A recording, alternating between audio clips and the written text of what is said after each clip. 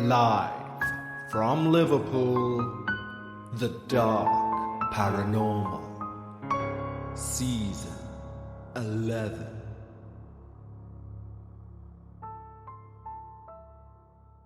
Hi everyone, and welcome back to the Dark Paranormal Season 11. First and foremost, a big thank you to everyone who reached out following last week's episode, The Ritual. It certainly divided opinion amongst most of our listeners. And whilst polarising content is something we don't tend to do on this show, it is interesting to see people's different takes on one person's experience. We had comments ranging from absolutely terrifying right through to this was not scary at all. And that for me sums up the show.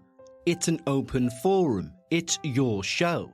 If something terrifies you, it terrifies you. If something doesn't, then it doesn't. And by all means, we should be discussing these things out in the open. Because my job as curator and reteller of these true paranormal experiences is to try and make them as terrifying as possible. You may recall I often talk about why the show was formed in the first place, and that was solely to discuss the darker side of the paranormal. I want these experiences to stay with you throughout the remainder of your week before the next episode. So today, we're going to take a look at what happens when the gift or curse of a psychic ability is passed through a family, and next week we have possibly the most terrifying experience I've ever received, direct from an ex-Catholic priest. But before we reach today's true paranormal experience, we of course need to say a huge thank you to our newest members over at Patreon. When you sign up to Patreon, not only do you receive these episodes both ad-free and before everyone else, but you can also receive exclusive access to our Patreon-only podcast, Dark Bites. Dark Bites is a show which runs each and every week, even on the downtime between seasons, meaning you never have to miss your paranormal fix. And there are well over 70 hours worth of Patreon-only content for you to binge. We've built a wonderful community of like-minded paranormal enthusiasts over at Patreon, and we'd like to extend an exclusive invitation just to you. Simply head over to patreon.com/The Dark Paranormal, just like these wonderful new team members have. Andrea Ricorte, Tony Gianutolo, Michelle Tomes, JJ Lenz, Adelene, Vidi Patel, AJ, Lauren Caraway, Darren Field, Sandra, Dominique Kuipers, Shakesilla Warbringer, William Torres, Tricia Bailey, Letitia Martinez, Mel Dingwall, Christine and Dante Belafonte, Jarissa Brown, Katie Watt, Megan Malcolm, Autumn Wilbanks, Jess, Kimberly Barker, Sophia Engzel, Rachel Broderick, Nate Hall, Nicole Louise, Mary Masoner, Helen Wade, Alan Youshud, Teresa Youssef, and Mary Taylor. Thank you so much, guys. Your support means the world, and I hope you enjoy all that early ad-free content and, of course, those weekly Dark Bite episodes. So if you'd like to join the team, head over to patreon.com/The Dark Paranormal. But right now, it's time to lower the lights. Make yourself comfortable, and of course, leave your disbelief at the door, as we hear all about Hereditary Hauntings. I've had paranormal experiences for as long as I can remember. I'll do my best to recount all that's happened, but as I've just had my 35th birthday, you can appreciate there is a lot to recall, and I'll do my best to piece together as much as I can remember. I think the best place to start with my paranormal experiences actually comes before my own existence. A strange thing to say, but I come from parents who are both spiritually aware, and I do think it's important to set the scene of the event that happened before I was born.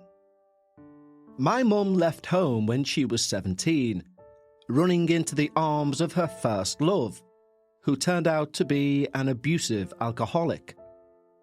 I've read over the years that sometimes the negative energy you encounter through abuse can feed the energy of negative spirits and draw them to you. By the time she was 30, she'd left her then marital home with my older brother and sister and came back to my grandparents' home, carrying just a few black carrier bags of clothes, and eventually she met my dad. I think the story starts here for me. My mum and dad had bought a little house that was just big enough for the four of them. But before long, my brother came along. The first baby they shared together, even though Dad loves the other siblings as if they were his own. I remember my mum telling me about the spooky experiences she had at that home when they shared it together. My mum would tell me about how, when they would take a shower in that house, they would occasionally see some kind of black shadow behind the shower curtain. And when they would slide that shower curtain open, there would be what looked like handprints smeared across the glass cabinets from the steam, almost as if they were left by someone involved in a struggle.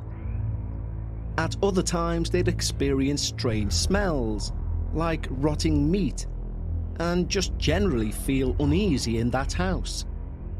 Sometimes they would hear voices below, like a loud party was going on late into the night, and they'd experience feelings like someone was following them from room to room. Mum told me once, when my brother was still a baby, she had a basket of washing to hang out on the line. My brother was still small at the time, so Mum carefully placed him on the sofa, cushions propping him up. He would be fine for a few minutes playing with his toys, whilst my mum hung out the washing. Mum secured my brother, then opened the sliding doors, which were made from a heavy set wood, and she left the door slightly ajar so that if my brother started to cry, she could hear him. Mum then took those steps towards the end of the garden and started to hang out the washing, when she heard a slam, and immediately knew it was the slam of the heavy wooden doors. They were so heavy it was even a struggle for her to open and close them. This was during the daytime, and my elder brother and sister were at school, and my dad was at work. My brother was far too young to even crawl, let alone push those heavy doors.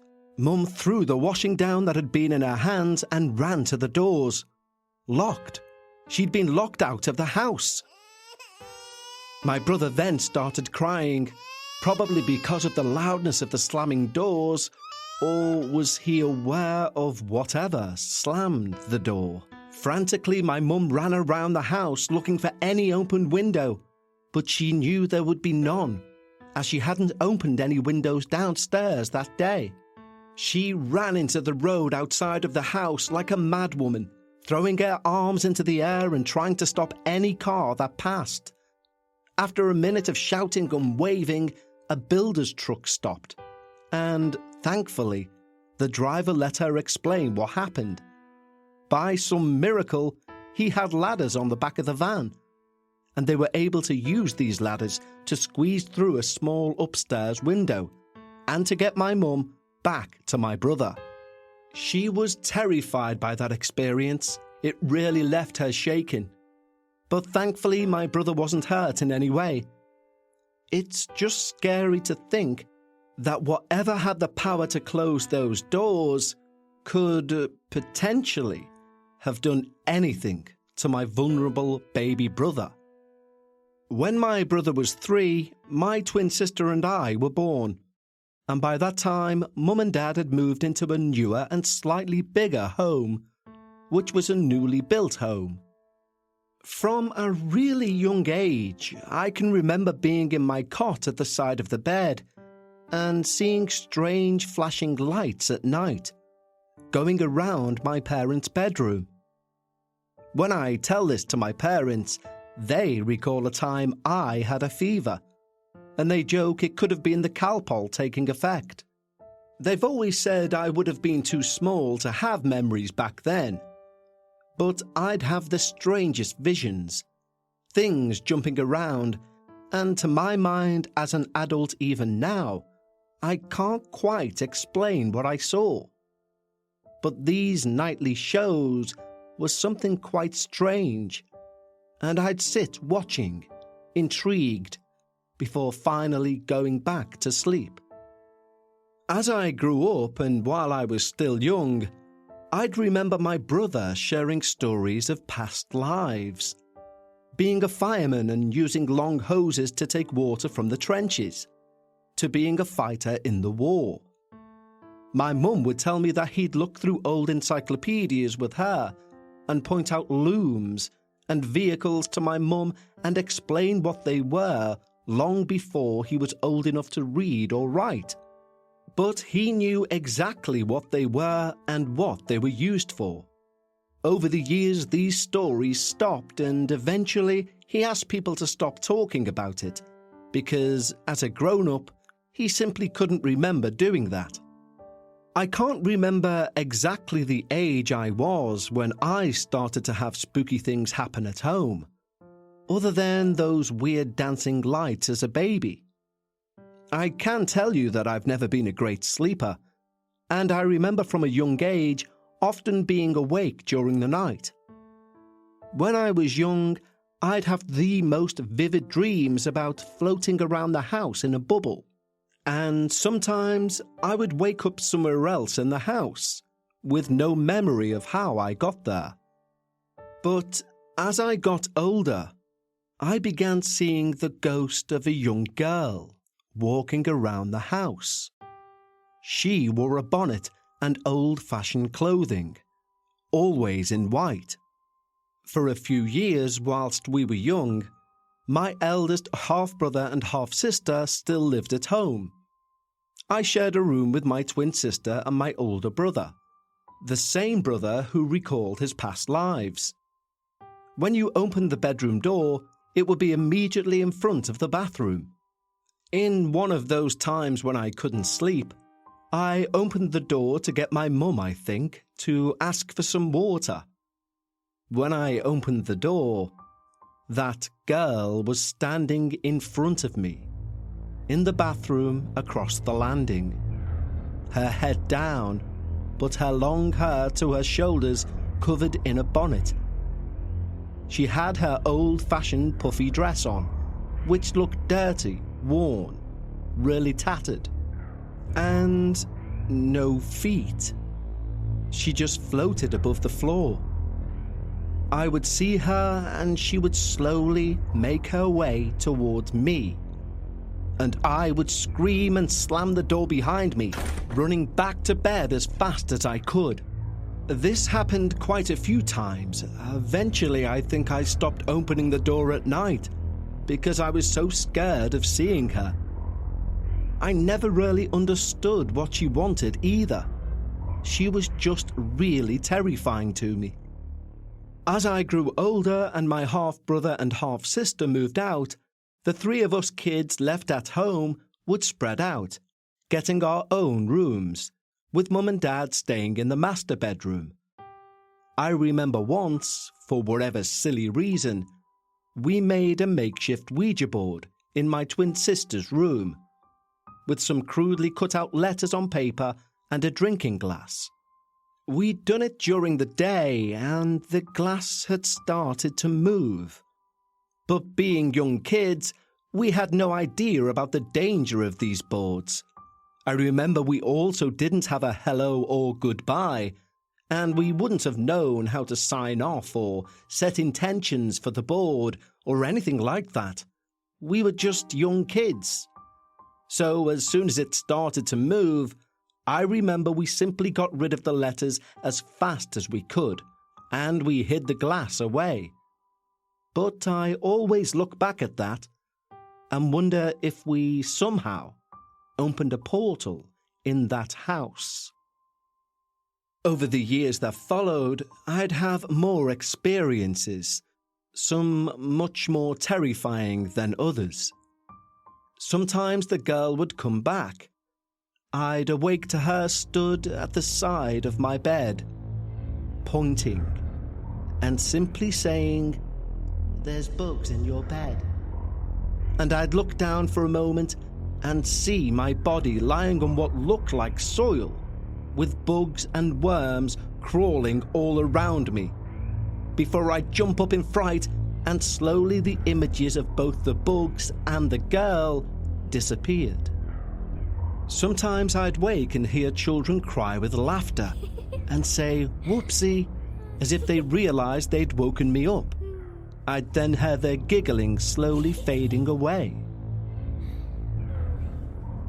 Then, as I got older, this energy seemed to get more sinister. I'd start to awake in the middle of the night to a feeling of pressure on my chest and throat. It felt like someone was kneeling on my chest, right at the base of my throat, with a crushing weight.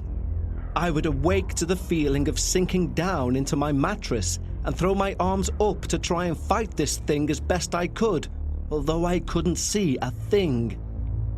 As I felt like I just couldn't take any more, the pressure, my breathing becoming more and more of a struggle, it would go. And I'd be left fighting for breath, trying to understand what just happened.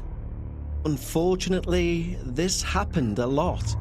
Like something enjoyed watching me struggle to breathe over the course of 3 to 4 years. I took to sleeping with the lights on. I would sometimes wake up feeling like I was floating, and something slammed me back down to bed. But it always happened so fast, I would wonder if it was just a dream. Sleep for me as a child got so bad that I would constantly have black rings under my eyes. And I remember my mum debating whether to even take me to see a doctor. I never felt able to tell her about the nighttime visitors I had, or my fights with things I just couldn't see. Over the years, these experiences seemed to slow down, but I always remember this sense of being chased, like something wanted me to run back to my bedroom, or was running behind me. I also felt like something would want to push me down the wooden stairs of our home. It was just really unsettling.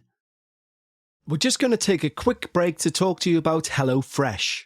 Now, with HelloFresh, you get farm-fresh, pre-portioned ingredients and seasonal recipes delivered right to your doorstep. Skip trips to the grocery store and count on HelloFresh to make home cooking easy, fun, and affordable. It's why it's America's #1 meal kit. What's always put me off attempting to try and cook something from scratch is every recipe I found online would say something like, add half a spoon of nutmeg. Well, nutmeg isn't usually in my cupboard. So I had two options. I could either go to the store and buy a bag of nutmeg just to use that half a teaspoon, or get takeout. And guess which one won? But with HelloFresh, there's no more scouring the store for that one ingredient to complete your recipe. HelloFresh takes away all the hassle by delivering fresh, pre-portioned ingredients so you have exactly what you need and helps you cut down on food waste. HelloFresh is cheaper than grocery shopping, and I'm walking proof of this. In fact, our personal grocery bill has fell since we began using HelloFresh by about a third, and it's also on average 25% cheaper than takeout. Also, don't worry if you're not a pro in the kitchen. I couldn't boil toast, but HelloFresh's foolproof recipes arrive pre-portioned and easy to prepare in just a few steps, so even I look like a pro. Believe me, once you try it, you won't go back. So hey, why not try it with 16 free meals? Go to hellofresh.com/darkparanormal16 and use code darkparanormal16 for 16 free meals plus free shipping. So once more, for this amazing offer, go to hellofresh.com/darkparanormal16 and use the code darkparanormal16 for an unbelievable 16 free meals plus free shipping. HelloFresh, America's #1 meal kit. My brother, who still lived at home, eventually got a girlfriend. And one day my dad would recount hearing singing upstairs from a girl. "Shut up, Alice," Dad would shout, guessing my brother had come home with her and he'd not realised.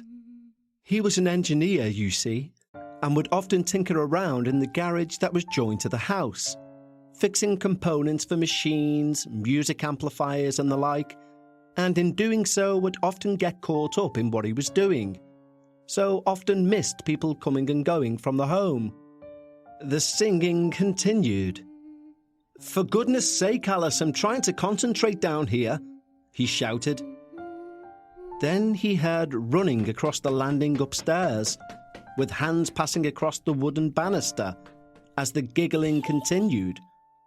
"Right," my dad said to himself as he put down his tools. "That's enough now. You've got to go outside." He burst out through the door, but there was no one there. He realised he was by himself, all alone in the house. My mum also had a lot of strange things happen in that house. I was much older when she'd tell me this, but apparently she'd often hear footsteps in the night, creeping around her bed. One night she woke up to the sight of a figure. This figure was huge, easily over 7 foot tall, and it stood with the body of a human, but the head of a dog. The way she described it, it sounded a bit like Anubis, the ancient Egyptian god that would carry the souls to their final resting place. It had some kind of material covering around its waist as she described it. It had its back to my mum, and she recalled to me that she felt had it turned around, that it would have been there to collect her soul.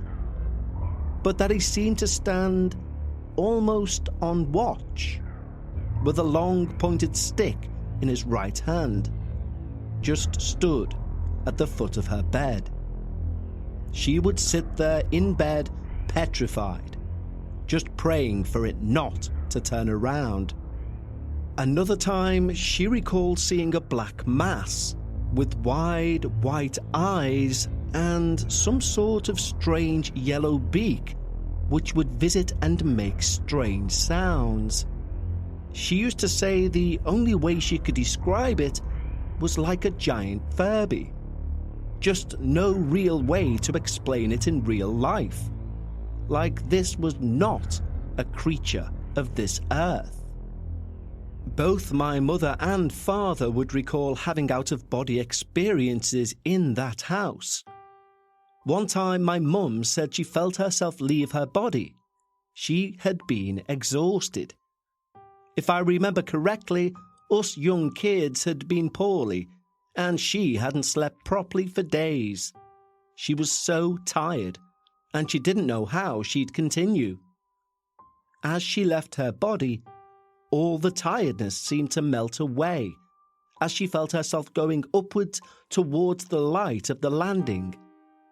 As she drifted closer, she started spinning around and around. As she went into the light, she woke up in her body. Not totally rested, but not tired like before.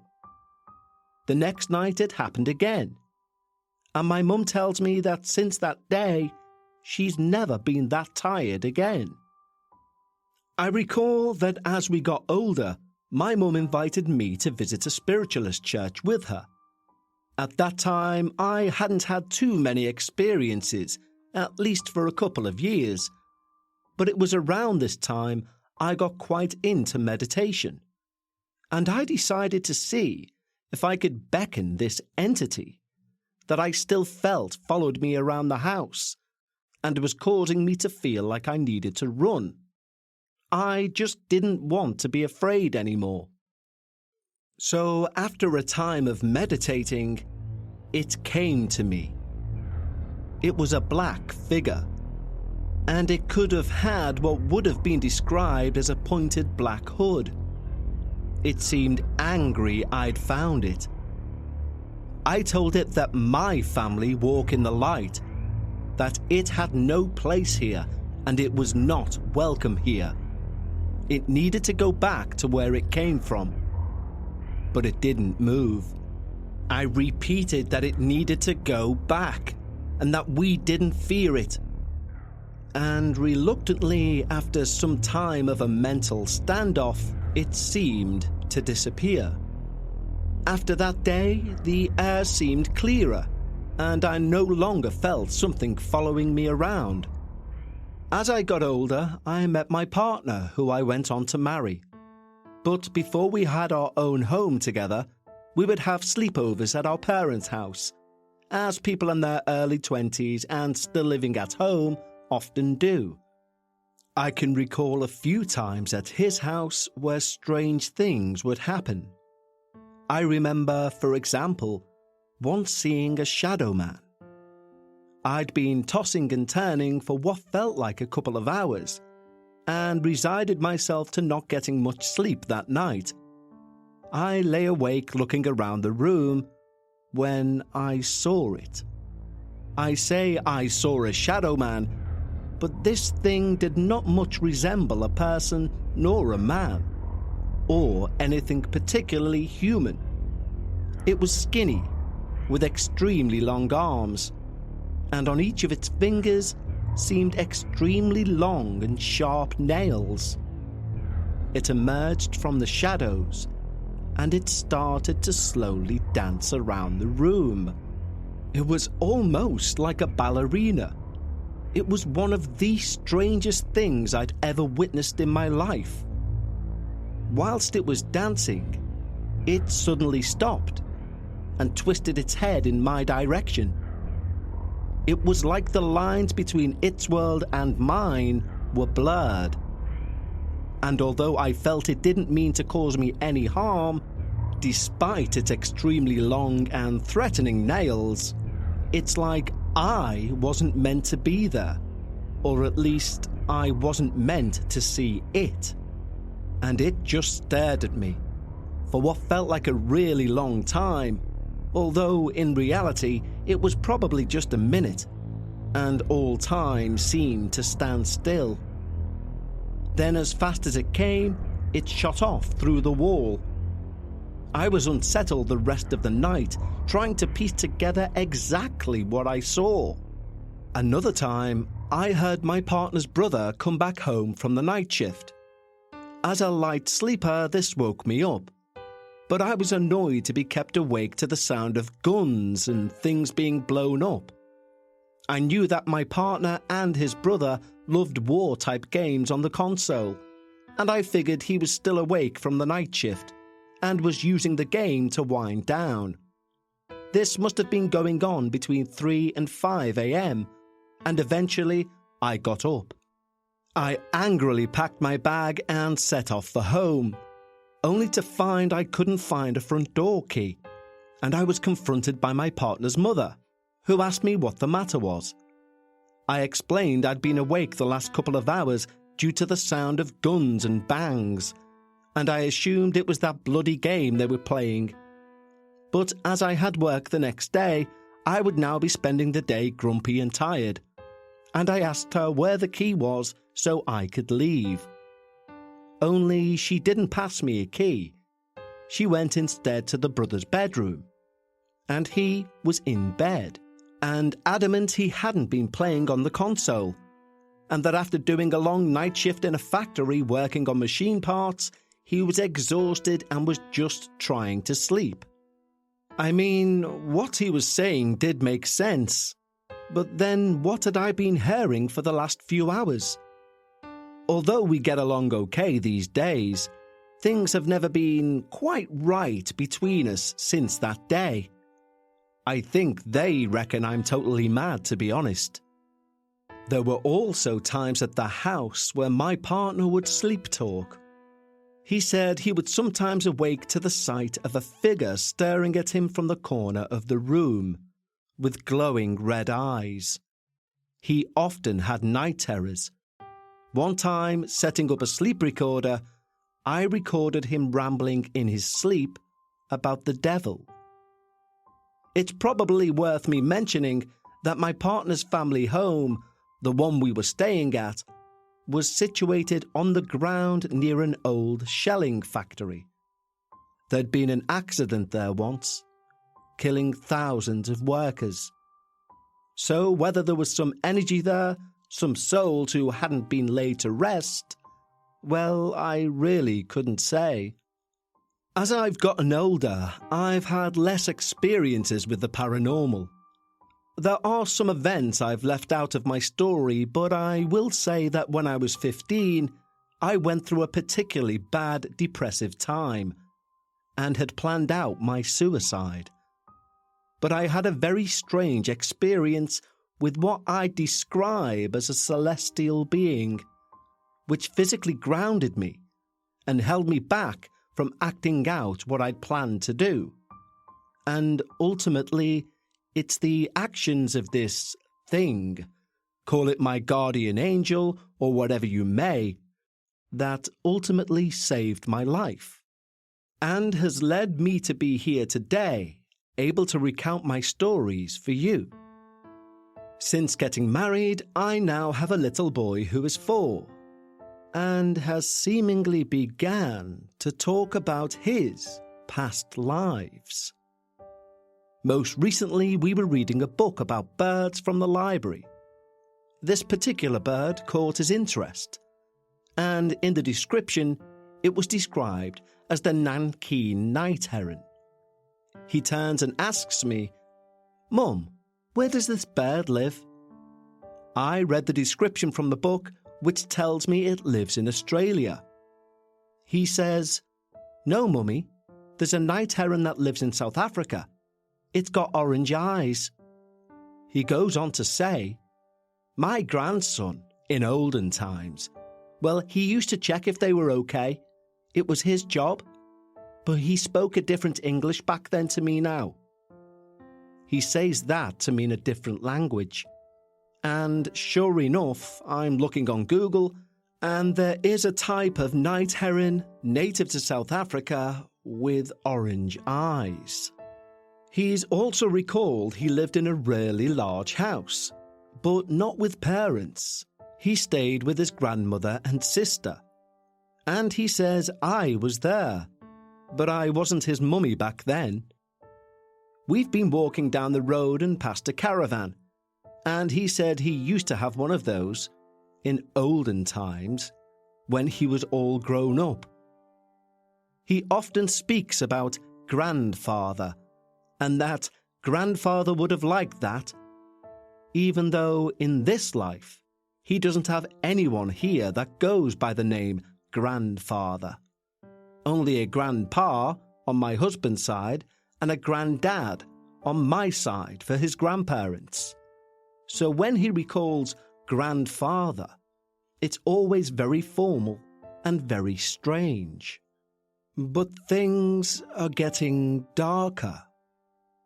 In the home where we now live, which we moved to when my son turned 2, my son has experienced visitations from a man he describes as the Snarl. When he first started to describe him to me, he would say that this thing came from the wardrobe and would growl at him. So to be honest, I wasn't sure what we were dealing with, an angry person or something more sinister, more demonic. My son has never been a great sleeper, but would wake screaming and running to me in the night, begging me not to return him to his bed. This went on for some time, and after a while of trying everything, new bedding, a new bed, new decor in his room, nothing seemed to work. And so I decided to try something different and get him some crystals. Having tried all logical earthly things I could think of, it felt like I needed to try the spiritual route. I went to a shop and a lady gave me a bag of stones, mainly for protection and strength. She also suggested that my son may have just inherited my dad's night terrors, which he did still get from time to time. That if I wanted to take a rational and scientific approach. But in truth, I didn't care what approach was taken. I just wanted my son to sleep at night.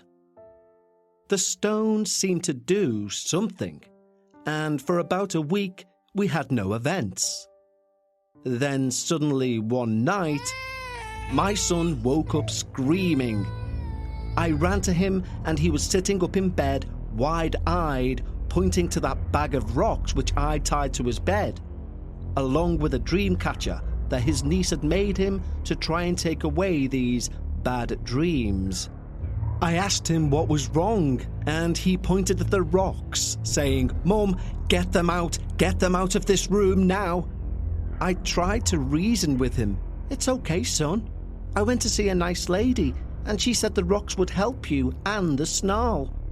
But he was inconsolable. "Get them out!" he continued to scream. And so I did. And with that, he went back to sleep soundly the rest of the night. The next morning, I asked my son to draw him the snarl, and he drew a man in red pen with an angry red face. I went back to the shop to ask the lady what to do next. Bag of rocks in hand and the drawing of the snarl. As I got to the counter, there was a man sitting beside her. "You're going to think I'm nuts. I'm so sorry," I started to explain, tears in my eyes. "I just don't know what else to do." I regaled having seen the lady a couple of weeks ago and being sold the rocks. I explained what happened the night before.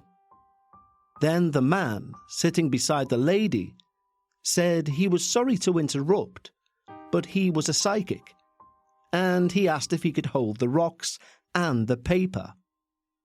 The lady recommended we kept the rocks as they were good for me, if not for my son. But the medium provided some more insight. He said there had been something happen on the land the house was built on, connected with an accident, and this man had lost his life.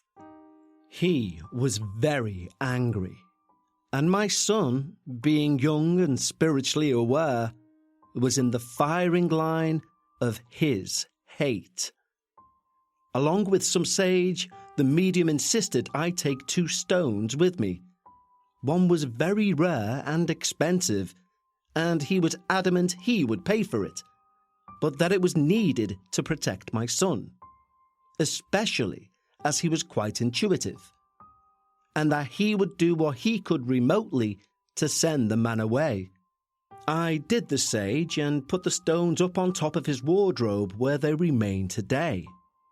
Thankfully, we've had no further incidents, and I daren't ask my son if he still sees the snarl, but I do wonder from time to time if he's truly left us. As a parting note, my son also speaks of his little sister, who often travels with us in the back of the car, who he tells me hasn't arrived yet. He also says that he is the newest to live of all his brothers and sisters. What he doesn't know is he is one of 5 pregnancies. That I lost 2 babies before him, and I've lost 2 babies after he was born. I've never spoken to him about my other pregnancies. And as for this little sister, well, we'll have to watch this space to see if that comes to fruition. Wow, Laura, thank you so much for being so candid and so honest and so emotionally raw with your true paranormal experiences. And my sincerest of condolences for the babies that you lost. It would appear that this psychic gift that apparently runs through your family is getting stronger with each passing generation. And it's also fascinating how simple phrases pulled from the mind of a child, such as the snarl, are far more terrifying than anything an adult could come up with. But again, thank you so much, Laura, for sending in your true paranormal experience. And do keep us updated on your son's predictions. And so that brings us to the end of episode 6 of season 11. You will want to join us next week, believe me. And until then, for our Patreons, I'll speak to you on Sunday for another installment of Dark Bites. And for everyone, I'll see you here next Friday for episode 7. And it's one you won't want to miss. Until then, remember, when you're discussing the paranormal, always try and leave some of your disbelief at the door. And I'll see you next time, here on the Dark Paranormal.